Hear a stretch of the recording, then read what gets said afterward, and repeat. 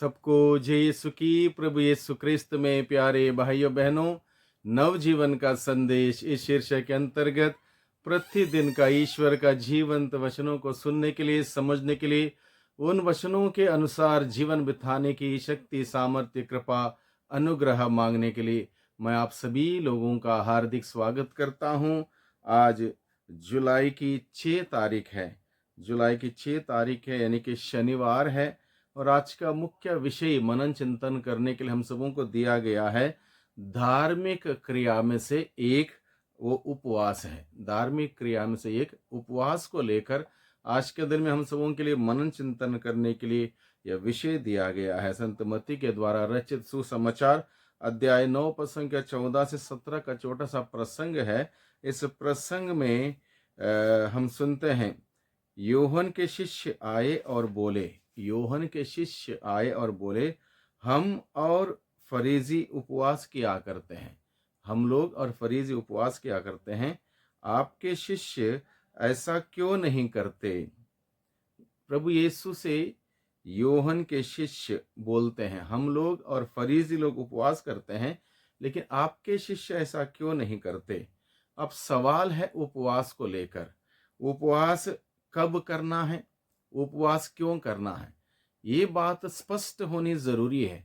हर एक व्यक्ति जो उपवास करता है या उपवास करना चाहता है, उस व्यक्ति को इस बात को समझना बहुत ही जरूरी है, उपवास कब करना है, उपवास क्यों करना है। इसी बात को लेके प्रभु यीशु मसीह समझाना चाहता है, स्पष्ट करना चाहता है, उपवास कब और क्यों करना चाहिए। और उससे पहले ये भी बात जानना जरूरी है, उपवास आखिर है क्या? क्या एक केवल एक धार्मिक क्रिया है या इससे बढ़कर है?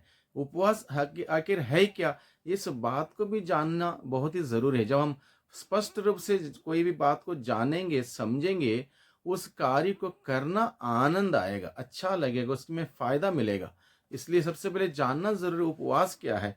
उपवास वह है, धरती से ऊपर उठना, दुनियादारी से ऊपर उठना, दुनिया के मोह माया से ऊपर उठना, और उपवास यानी कि ईश्वर की उपस्थिति में जीना। यानी कि धरती के बातों से, धरती के मोह माया से ऊपर उठते हुए उप में वास करना, यानी कि ईश्वर में वास करना, ईश्वर की उपस्थिति में वास करना, यह है उपवास। और ये ऐसा उपवास प्रभु चाहते हैं। यानी कि इंसान जब उपवास करता है, अपने अपने शरीर की सारी वासनाएं, अपने शरीर की सारी इच्छाएं, शरीर की सारी कामनाएं छोड़ें और आध्यात्मिकता में बढ़ने के उद्देश्य से शरीर के इच्छाओं का दमन करते हुए आध्यात्मिक उन्नति में आगे बढ़ने के लिए कार्य करें, यह है उपवास। और ऐसा उपवास निश्चित रूप से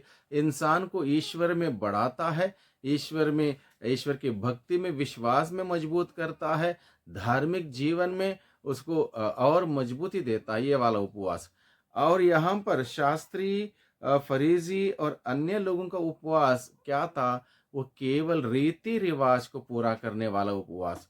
रीति रिवाज को पूरा करने वाला उपवास इंसान के लिए फायदेमंद नहीं है। वो उपवास करता होगा, खाना भोजन छोड़ता होगा, लेकिन उससे उसको लाभ नहीं होगा।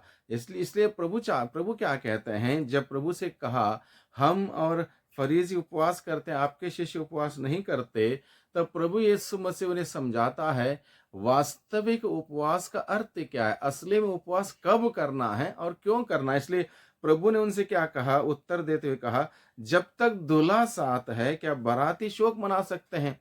क्योंकि ये एक वो समय नहीं, उपवास करने का समय नहीं है। इनकी एक दूल्हा साथ होने का मतलब आनंद का अवसर है, विवाह का अवसर है, और उस वक्त हर कोई जश्न मनाता है, हर कोई आनंद मनाता है।